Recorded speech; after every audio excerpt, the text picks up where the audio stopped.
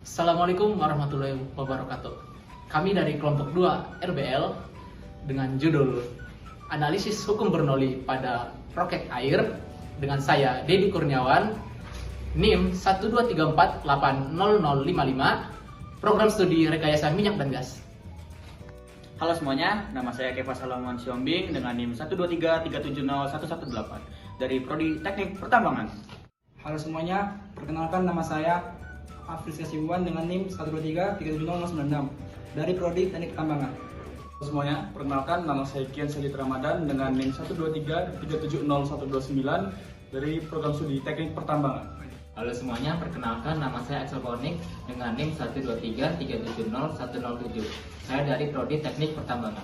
Halo semuanya, nama saya Jan Siliman Junta dengan NIM 123370105 dari Prodi Teknik Pertambangan. Fluida, zat cair atau gas yang bergerak memiliki kecepatan yang konstan terhadap waktu, tidak mengalami perubahan volume, tidak kental, tidak turbulen, atau tidak mengalami putaran-putaran. Selanjutnya pada hukum Bernoulli, di situ dikatakan peningkatan kecepatan fluida akan menyebabkan penurunan tekanan, sedangkan penurunan kecepatan fluida akan menyebabkan peningkatan tekanan. Dalam rumus dapat dinyatakan sebagai P ditambah rho dikali G dikali H ditambah setengah dikali rho dikali V kuadrat sama dengan konstan, di mana P ini adalah tekanan fluida yang memiliki satuan Pascal, rho ini adalah massa jenisnya, V ini kecepatannya, G ini gravitasi bumi 9,8 meter per second kuadrat, dan H merupakan ketinggian yang dinyatakan dalam meter. Roket air memanfaatkan daya dorong dari air yang terlepas dengan kecepatan tinggi. Prinsip ini terkait dengan perbedaan tekanan antara aliran cepat di dalam roket dan tekanan udara di sekitarnya.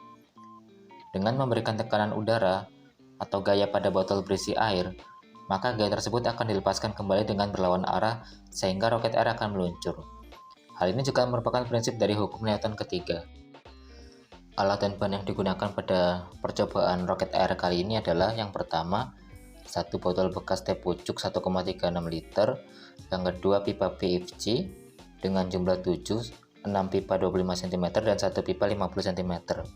Kemudian yang ketiga ada fitting kopling pipa plastik 36 mm, dan yang keempat ada 5 kabel tis, yang kelima ada kertas karton, yang keenam ada 4 penutup pita, yang ketujuh 3 penghubung pipa berbentuk T, 8 ada lem pipa, 9 pompa, 10 lakban, 11 paku dan korek, dan 12 adalah air. Setelah mempersiapkan alat dan bahan, kemudian pada cara kerja, potong pipa dengan ukuran 25 cm sebanyak 6 buah dan 50 cm sebanyak 1 buah. Kemudian lubangi bagian tengah salah satu penutup pipa dengan memanaskan paku agar pentil bisa masuk. Kemudian yang ketiga, setelah pipa berhasil tersusun, lem dan pastikan semua bagian tertutup rapat agar tidak ada udara yang keluar. Kemudian yang keempat, lakukan uji coba dengan memompa botol berisi air yang telah dirapatkan dengan kabel tis dan fitting kopling hingga botol tidak bisa menahan udara lagi. Setelah itu, luncurkan botol dan botol akan terbang jauh ke atas, dan silakan amati seberapa jauh botol terbang. Assalamualaikum warahmatullahi wabarakatuh. Kali ini saya akan menjelaskan bagaimana hukum Bernoulli bekerja pada roket air yang sedang kami buat ini. Pertama-tama, angin akan masuk melalui pompa, terus masuk ke pipa, dan akan memenuhi botol, di mana angin itu akan meningkatkan tekanan pada botol. Dan pada saat terbang, terjadi hukum Bernoulli itu, yaitu ketika tekanan menurun, kecepatan aliran fluidanya menaik, yang itu akan membuat roket kita terbang dan cepat terbang ke atas. Oleh karena itu, mari kita lihat langsung percobaannya.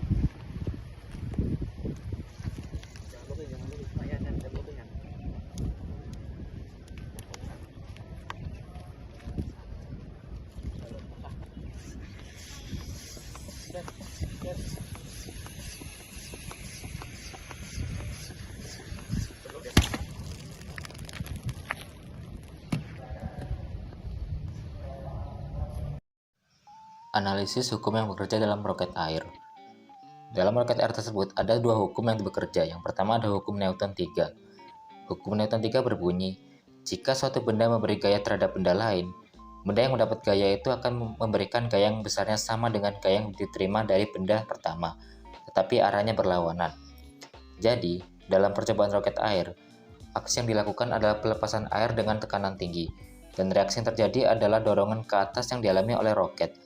Keduanya memiliki besaran yang sama sesuai dengan hukum ketiga Newton, di mana dorongan ke atas sama dengan massa air yang ditembakkan dikali kecepatan air yang keluar.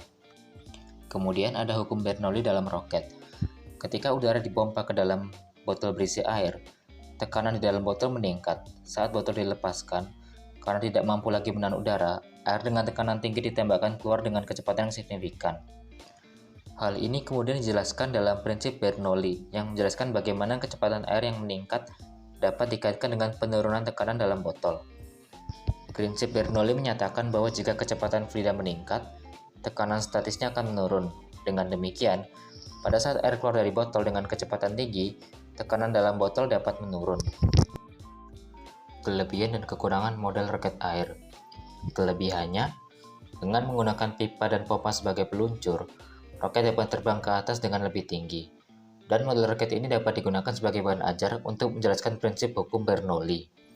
Kemudian pada kekurangannya, model roket air ini dirancang tanpa adanya stabilizer, sehingga arah roket tidak bisa lurus. Kemudian karena tidak menggunakan tali, pelepasan roket dilakukan secara manual sehingga pengamat dapat terkena air. Saran untuk pengembangan masa depan, rancangan roket air ini masih memiliki banyak kekurangan dalam model roket airnya, sehingga untuk menciptakan pengembangan masa depan yang lebih baik, perlu adanya perbaikan dalam model sehingga di masa depan model ini bisa diharapkan sebagai model yang sempurna dalam bahan ajar untuk memudahkan para pelajar mengetahui prinsip hukum Bernoulli dengan roket air. Like and share ya. Sampai jumpa.